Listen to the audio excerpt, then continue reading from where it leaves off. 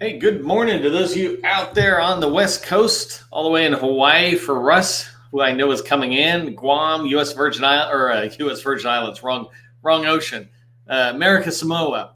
And those of you in the East Coast here with me, good afternoon. I'm excited to get started in a fresh week of training. I'm excited to get started on today's topic because, excuse me, I find it's one of the toughest ones for people. It's just getting in the door. And so we're going to be talking about some of the ways you can. Let me just turn off my captions here. Apparently, I'm going to need water before I start.